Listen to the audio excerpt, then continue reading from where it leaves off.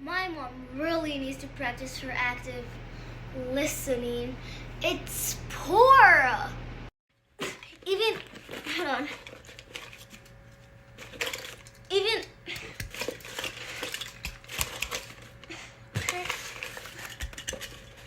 I even have more money than her poor listening. Mom, why? Mom. Oh, you're talking to me? Yep. I admit, sometimes I do annoy my mom on purpose. But I think she's catching on because she is starting to ignore me. She acts like she's listening, but she's really not. Trust me, I'm smart, Mommy. Come on. Aha.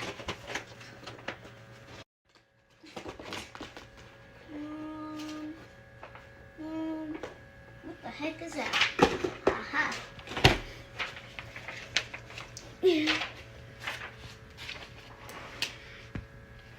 I think she's doing number 1. It's ignoring the speaker, only listening to the parts. What the heck? She's been ignoring me. That's it. I'm highlighting that, and number 1. With Jayla, I had the poor listening habit of pseudo listening. It sounds like menudo listening. That's how I remember it. And that's when you ignore the person, but you pretend you're listening. And I would do that because I had her 9 whole years, and she's an only child, so sometimes I have to. But I decided to work on it. And I also used to fill in the gaps, which is another poor listening habit. I would jump to conclusions with the stories she would tell me because she took like a century long to tell me the story. Do you think I did a good job at fixing that? Yeah. You don't sound so convincing, Jayla. No. You think I need to work on it a little bit more? Like I was saying, my mom needs a tiny inch of more listening because sometimes she doesn't really know what I'm saying, and then she just tries to guess what I'm saying. Dun, dun, dun. So, silent listening. Do you think I use silent listening with you? Like, was my face expression and body language like, did you feel like I was listening to you? Yeah. Why? Because like sometimes you're just like, yeah. That was before or back then or after? Like before. Thank you. I'm glad you said that. And then now, do I still do that as much? Sometimes, Not as rarely. much. Only sometimes. Like, imagine you were busy. Like, yeah. Oh, like when I'm driving? Yeah. Okay. And when I'm doing homework, right? Yeah. But like after school when we walk, you think I do a better job at listening to you? Yeah. I like our afternoon and like just my school walks because I get to tell her about my day and like I could tell her like all about my day, and after I'm done telling her, she just asks questions. So yeah. Back then, I guess you could say I used to mindlessly listen, and I would just auto-tune her out, which would be considered pseudo-listening, because I just had to get done with whatever I was working on, and I wouldn't really set aside time. I would, but not as much as I should have. And now I had to work on active listening for 7 days straight, so I had no choice. No, I did it. I actually started doing this before we started the journals, or before I actually personally started the journal. I started parking further away from the school. That way I don't have to struggle with parallel parking, because I could barely park my car right in a regular parking. So I used that time to walk to my car with her to actually listen to her. And I did catch myself always trying to guess what she was going to tell me. I filled in the gaps when my child was talking, or actually when anybody's talking, just because I just want to know. I want to know, and I want to know if I'm guessing right. Like, I had to, like, bite my tongue and stop that. I think I got way better at that. I try to listen all the way through. I still do it, but I try not to, and I catch myself now, and now I know it's like, I'm doing it.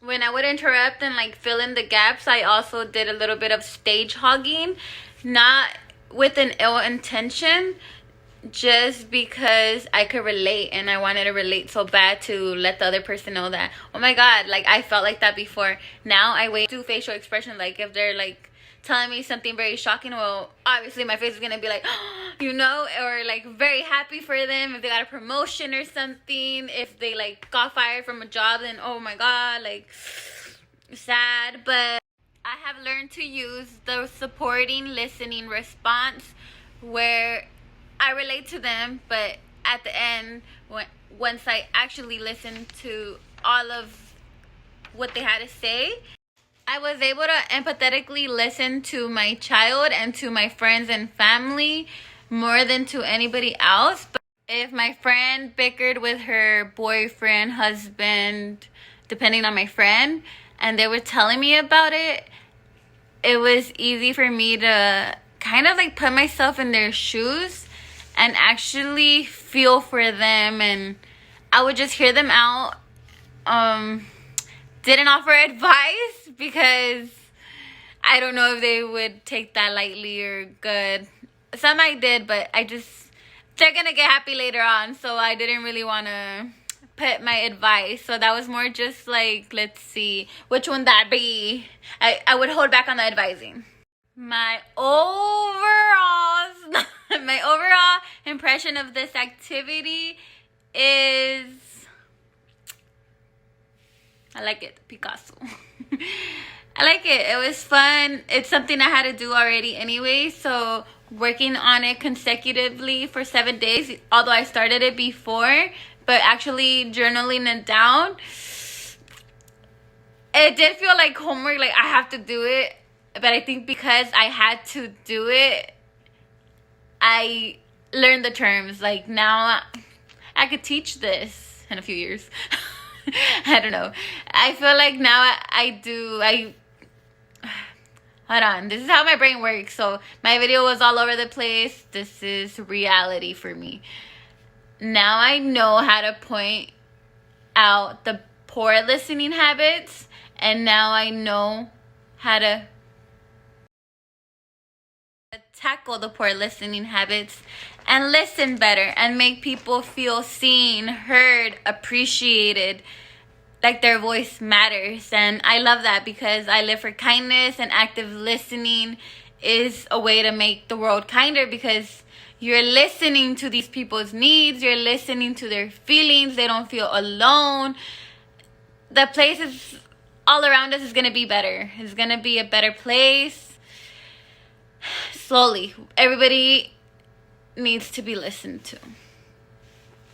Something that could have made my communication experience better is if life around me paused so I could actually focus on this. This video, I had so many great ideas for it, and that's why I volunteered to go first.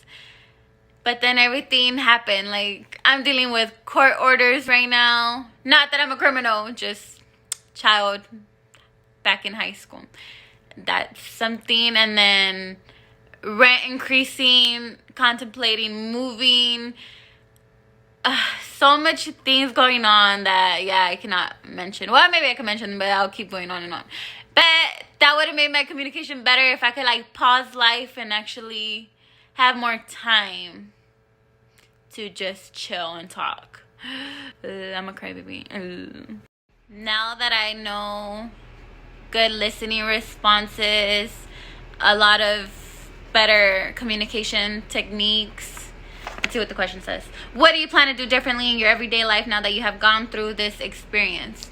I want to listen to everybody more than me talk, Now in my lectures, I have been putting this to work. I get so excited during lectures because I could relate, and I'm one that to keep my mind actively listening, I have to cooperate information, because that's how I memorize it. And I know it comes off as rude, stage hogging, like I'm trying to take over the classroom. Sorry. I don't do it with no intention. It's just a way to keep my mind active and listening and keeping it in my brain. But now something that I'm gonna do differently every day is be aware of that. Now I'm aware that I do that now. Things that could be seen as poor listening habits, but great at the end if I just wait a little longer, just make like a mental note. Now I started jotting things down on my phone, so if you think I'm texting, sometimes I am, but sometimes I'm just doing notes. Like when I watch like the TED Talks that we watch in communication class or in any class, now I like write quick little like notes, because once I read the note, I'm like, oh, this is what it was. This is what I wanted to say, but I wrote the note. And now I'm like, oh, here. And I don't seem rude, and I seem like a great listener because I'm working on it. I believe I tackled this question, but just in case I didn't. Did you ever find yourself falling into a poor listening habit? Yes. I would stage hog in class, not with ill intention. I just would do it because I got excited that I could relate, or it reminded me of something and I just wanted to share that, because I like when people share things with me, so I wanted to share it right away. But it's better to just wait. So I worked on patience in a way also, holding back, keeping quiet, because I love talking. So I just learned to mentally like agree instead of going, oh yeah, yeah. Now I just like non-verbal language. That's how I show it. Nods, face expressions. It's asking if I was able to build the muscle of active listening throughout the 7 days. No, not right after the 7 days. I was subconsciously doing this already prior to it, because I knew this project was going on and I had big plans for this video, but I think it's still good. Well, it is good, right? Please. It's been more than 7 days and I have not perfected it. That's what I'm trying to say. It took me practicing active listening for more than 7 days for me to start getting the hang of it, and for it not to be as complicated as it first was, because it was complicated for me. I love talking, and listening was a little challenge I had to take on. The more that I would active listen, the more that people wanted to talk to me and continue to talk to me and wanted to come back to talk to me. So I actually did build more of a relationship with them, although I did already have one. So my friends that were already close to me became closer to me. They trust me, and they're always telling me that they just feel very comforted whenever they need to say something. And I like that. It's important to know your limits, though. If someone is telling you too many things that get you emotional, like let's say like negative feelings, they're always in a bad mood, I wouldn't continue that.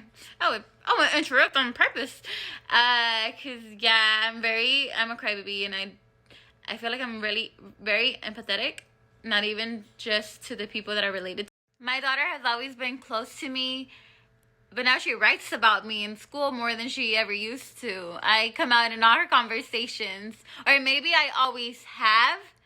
I'm only aware of it now because I actually take the time to ask my kid all about her day. And yes, it takes a lot of patience, a lot of time. It's not really a lot of time if you think about it. It just feels like a lot of time when you don't make time for it.